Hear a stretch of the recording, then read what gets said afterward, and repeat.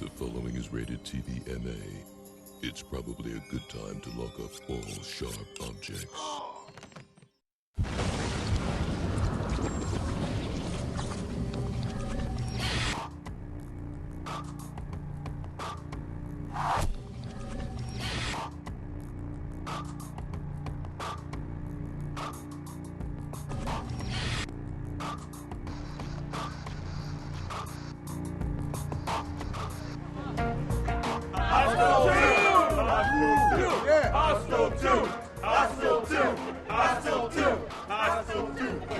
You guys need to get off and move to the left.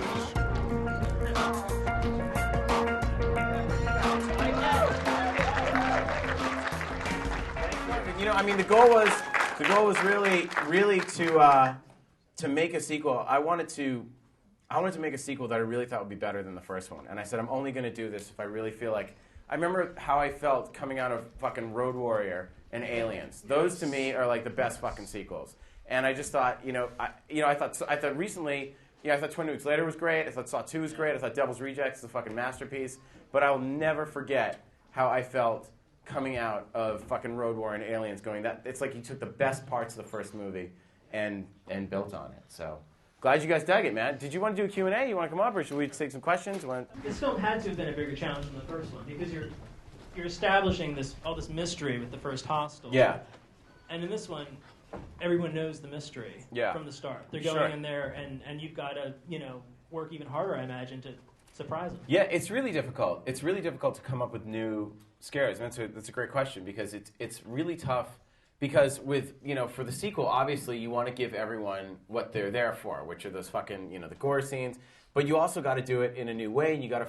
And I thought after the first one, I mean, the average Hollywood budget, is $80 million, and we made the first Hostel for $3.8 million.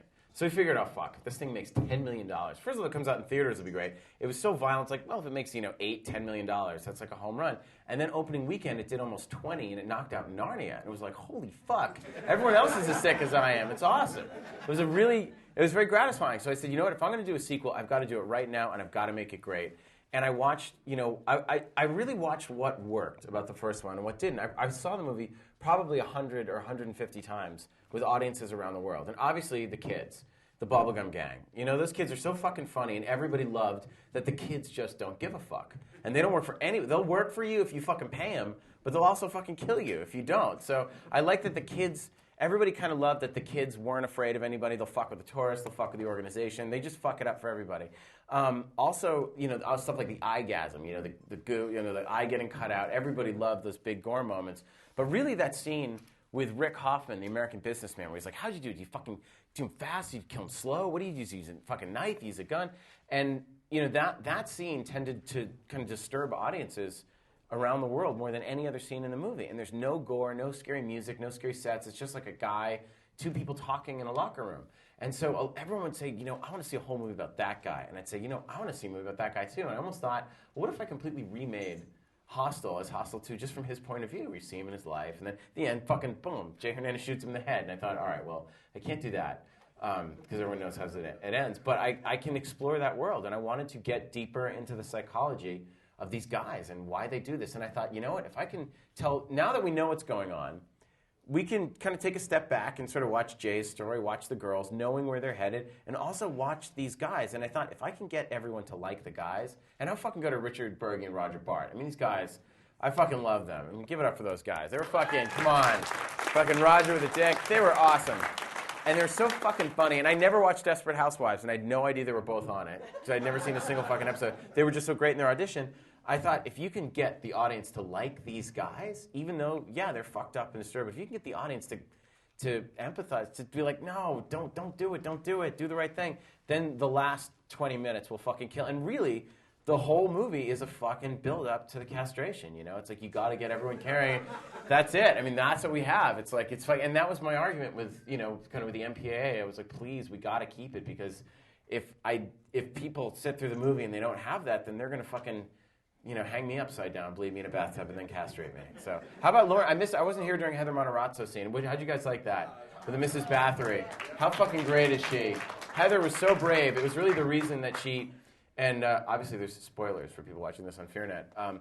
But she was so fucking cool, and the reason she did the movie was for that scene. That was why she wanted to. That's why she wanted to do the film, and she just fucking went for it. You've talked before about how the first Hostel dealt with exploitation as a theme.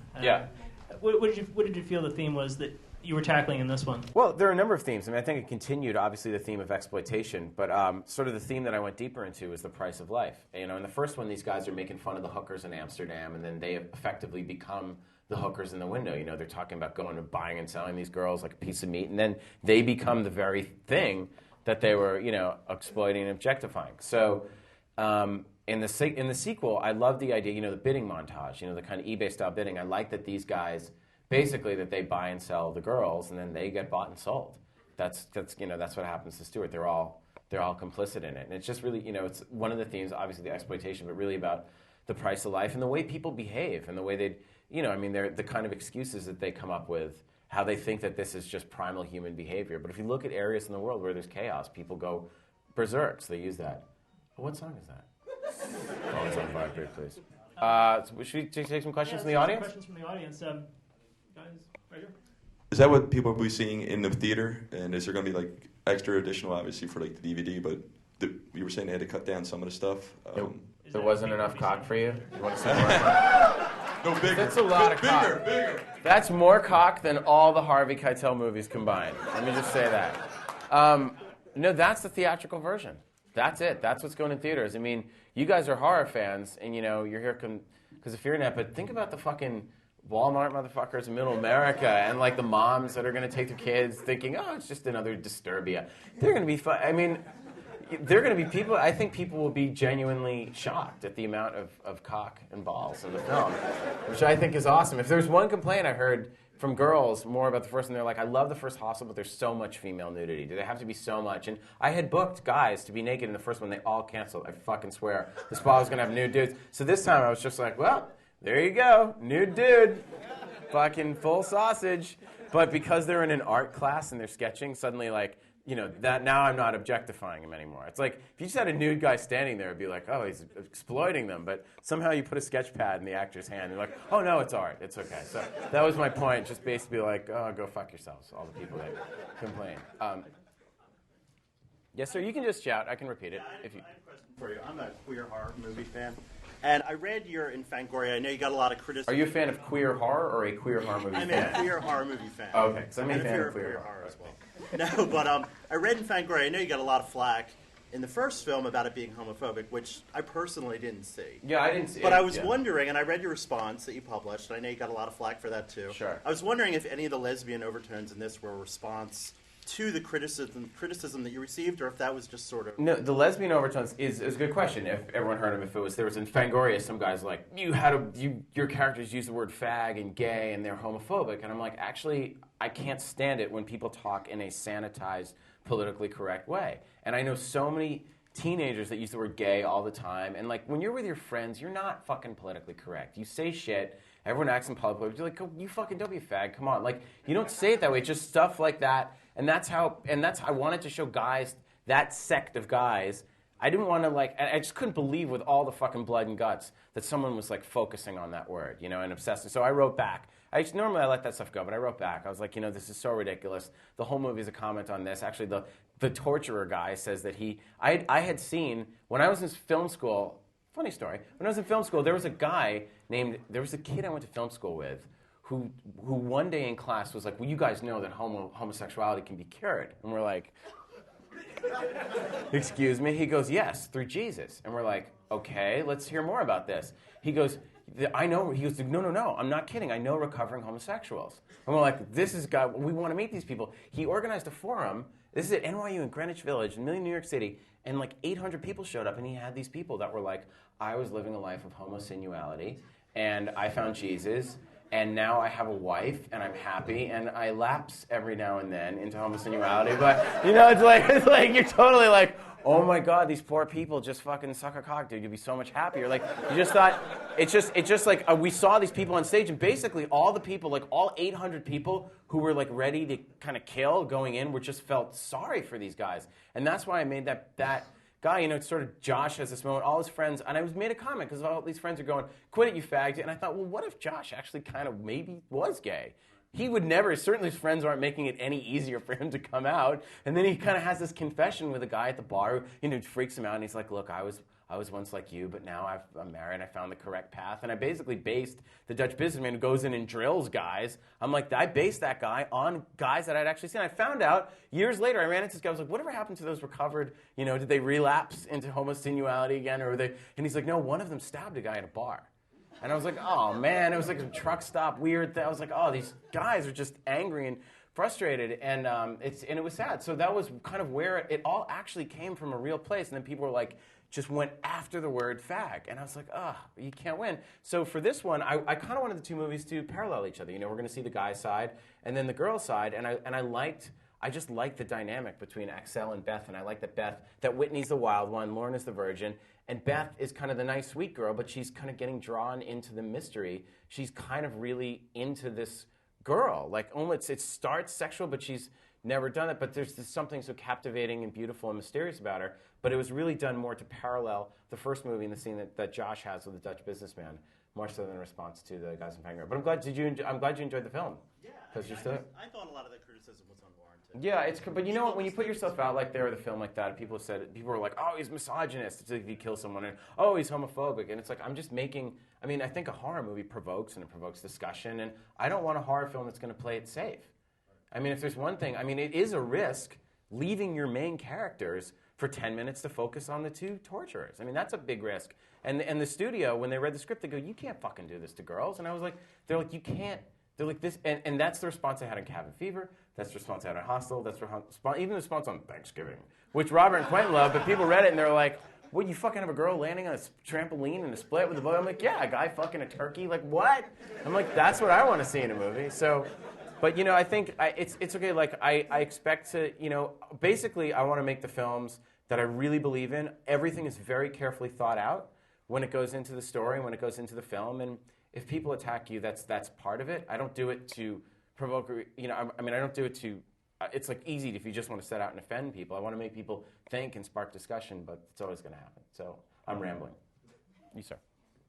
You've done a lot of messed up stuff in your movies. Like, you've showed a lot of crazy stuff. Mm-hmm. Was there ever a point when you were writing or you were actually like in production that you turned around and went, all right, no, I can't do this. I can't even stomach this? It's not a question of stomach, because the truth is, if I want to be more violent and more disgusting, all you have to do is add another tool and another body part. It's really not hard.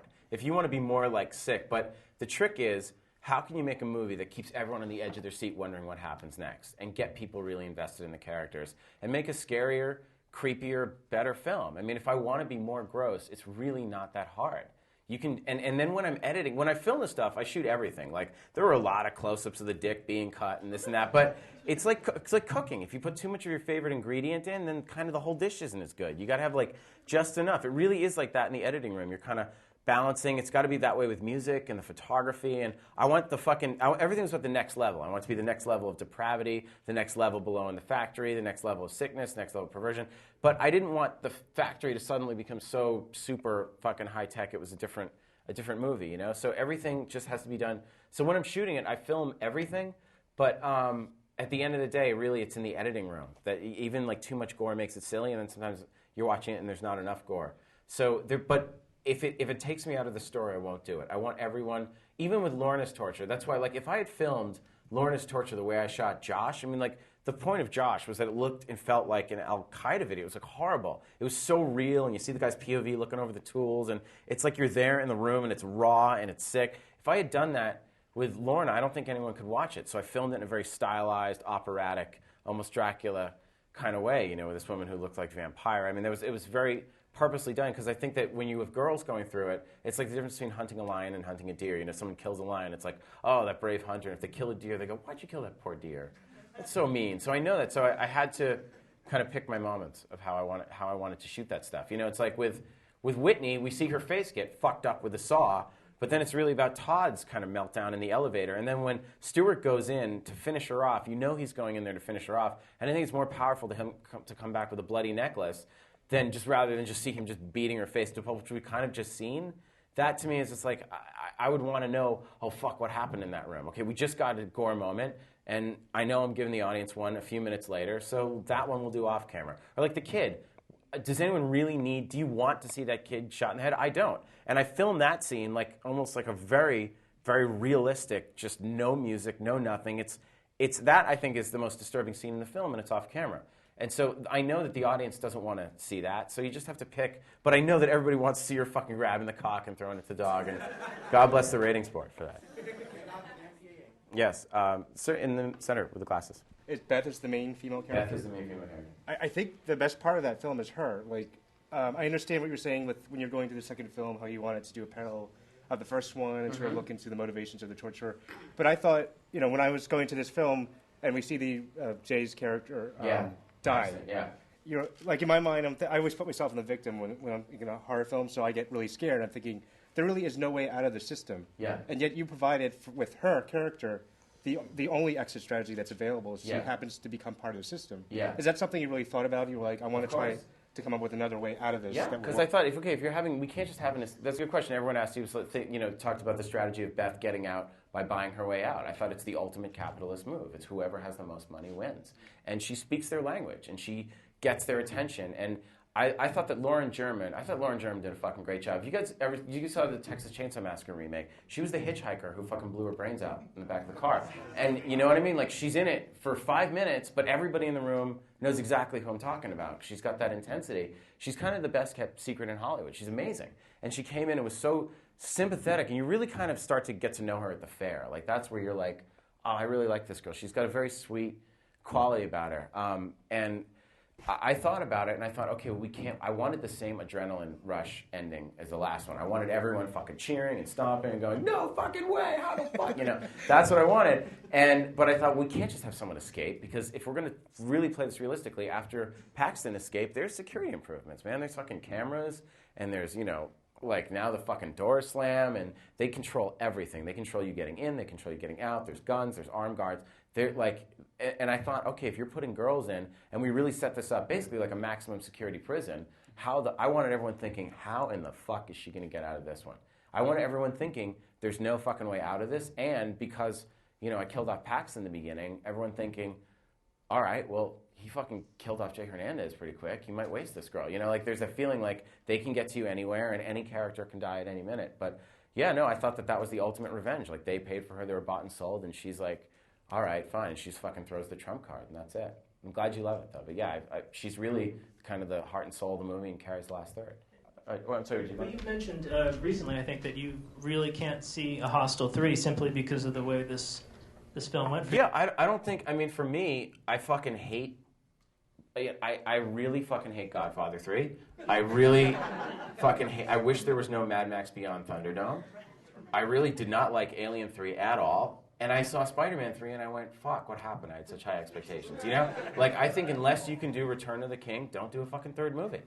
There's a process by which I have to, I don't know if, they would make it without me. I don't know why they would. That's a good thing of it being sold in my name is the film works, then, they wouldn't want to see a Hostel 3 without my involvement. But I'm like, unless there's it's like Kill Bill Volume 1 and fucking Kill Bill Volume 2. I don't need Volume 3. I love it the way it is. And I really wanted this to feel like a 3-hour movie. And if you missed the first one, you'd still be able to enjoy it. So no, there is no Hostel 3. This is the last chance people will have to go see the thing. Unless I come up with an idea that I really feel fucking blows away these two and will be a great companion piece, that's the only way I do it. Yes? Is there any chance there's going to be a full out Thanksgiving? A full feature-length Thanksgiving. Well, a feature-length Thanksgiving would probably be 45 minutes. I actually talked to Edgar Wright. I'd love it. No, I'd love to do it. I've been writing it with my friend Jeff, who played the Pilgrim in Thanksgiving. It was so much fun doing that. And that's the trailer for Grindhouse Thanksgiving. And Edgar Wright said if he does Don't, if I do Thanksgiving, he'll do Don't. And so we were saying that we should do him as like, in the way they had Dogma 95, make it like Dog Shit 2005, where you have really strict rules, like you have to shoot it in 7 days, only for $1 million. Really do it almost like as a straight-to-DVD movie, just for fun.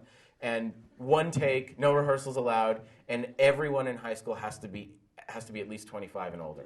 No one under. I'm playing a fucking high school student, in that one. Just put me in one of the fucking Letterman sweater. Man, math is grody. Like, it's got to be that.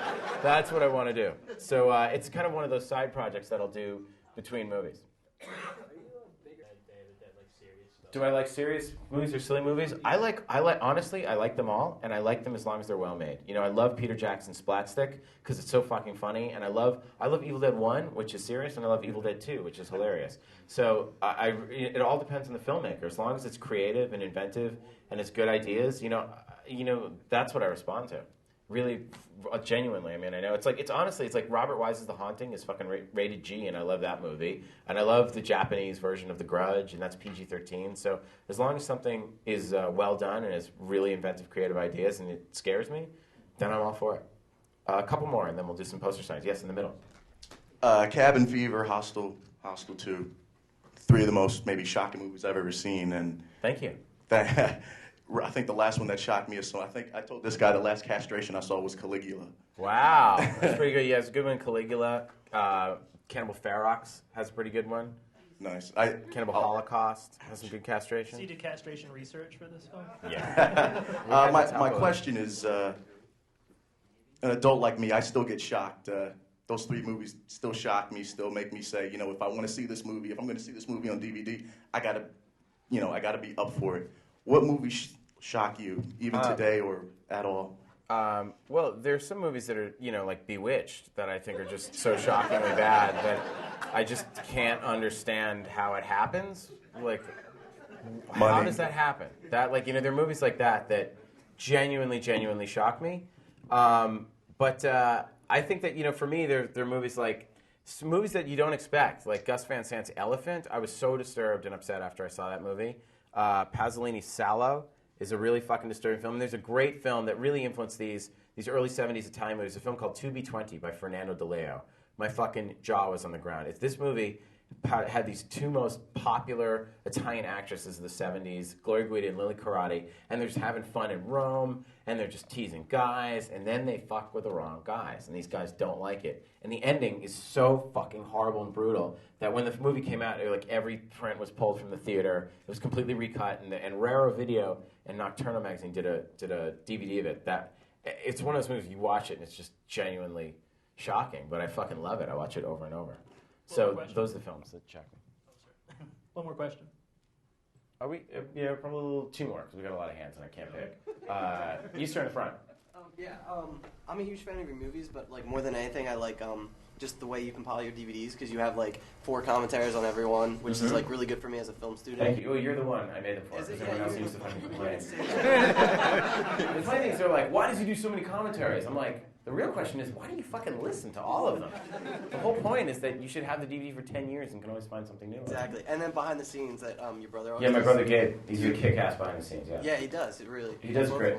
Do you have anything like that ready? Yeah, I think they're going to do just one DVD of a double disc for Hostel Part 2. I mean, that's the plan right now. They're not, I think there's going to be a special edition of Hostel, but for Hostel 2, just one DVD. And my brother does the behind the scenes. And that's the fun thing of having my brother do it is, I watch the behind the scenes and they always feel so fucking prepackaged and stale, and they're just talking, in these answers. And then we have us to just fucking obsessing over our production accountant who kind of looks like Kevin Bacon and has this Daryl Hall kind of Hall & Oates hair about him. And it's just I think he went on steroids between the 2 movies. So now you think it's be about making the movie, and it's just all just trying to lift weights to look like Mark Bakunis. But it's me in the shower. I wanted people to watch the behind the scenes on the. Did you guys see that? Did everyone watch the behind the scenes? Did you guys enjoy that? It's fun. Yeah, I mean, thanks. It was I wanted people to know and feel what it was like to be on set. Pure and simple. I want it to be entertaining and fun, but I want people to be yeah, I got a sense of what it's like to be on set making this movie. I want people to feel like they are right there with us, right there on the shoot, and just show all the shit that you never see in behind the scenes. And then a last question, then I'll be out in the lobby signing posters. Yes, in the back, sir. I thought it was great that you brought Jordan Ladd back from Cabin Fever. We love J-Law. Yeah. Basically, because Cabin Fever is my favorite out of the 3, I have to admit. But that's really a terrible thing to admit. Yeah, I'm sorry. Next question. That movie's great. Now, I was wondering, what does face scratch moded mean? And if you could act it out for me. I will not act it out. Face scratch moded was an insult that we used to say on the playground when someone fell and tripped and they were running real fast. But who faced? Stretch moded, I guess. Oh, so you did act it out. No, I was not acting. I was actually genuinely in the moment, reliving what it was like. Anyways, thank you so much. Thank you very much to FEARnet for that. And guys, I just want to say one last thing before I got in the lobby. This is actually really important that, you know, we always thought coming out in the summer is a fucking ballsy move on Lionsgate's part because we're going up against all these big movies, and we thought our big competition was, you know, pirates. But it's fucking internet pirates that have gotten a hold of a very, very rough copy of the film without finished effects, and people are downloading it like a motherfucker. And it's really, really gonna hurt because we like worked our ass off. I put years, so much time and energy every day of my life to make a great film for you guys, and people are just fucking ripping it off and trashing it on the message boards. So I need your help. If you guys love the movie, please get out there on IMDb, Ain't It Cool News, Chud, Joe Blow, Bloody Disgusting, FEARnet. Post messages, write reviews, even if 3 pairs, like I just want to get the message out that, you know, if you guys love the film, feel like it's better than the first one, please tell everybody because it really, really hurts and we're getting killed from people that want to see us fail. And if this film really does well, you'll get more films like it it'll help all the filmmakers out there. So please spread the word. I can't do it by myself, and you guys are a fucking great audience. And every question was great. I was just kidding. Thanks, guys.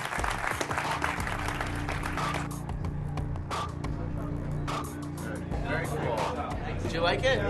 Thanks, man. Please tell people it's better than the first one. I thoroughly enjoyed that. Thanks, man. I appreciate it, man. Best ending ever. A lot of cock, huh? Yeah, I liked it. A lot of dick. Yes. I'm glad you enjoyed it. Will you please tell people it was the best ending? I want girls to go see it. I think girls are kind of nervous because they think, oh, it's going to be. Just please tell girls that it's a feminist. I don't know, but let them know it's like a feminist. Yeah. You got to to like it. Yeah, but I think we all are. I am. I'm glad you are. I am. I would be here. I'm glad you. Oh, thank you. Thank you so much. Please, spread the word. Tell people. We need it. Oh, Grindhouse. You got a Grindhouse sign. Oh, well, you got the Death Crew. I got to sign the Death Crew. I appreciate it, man. Spread the word. You really do coming out. No way, man. It's the most fun is watching it with an audience. You know, you make it to watch how people react. That's what you live for, so it's great, man. Makes it all worth it.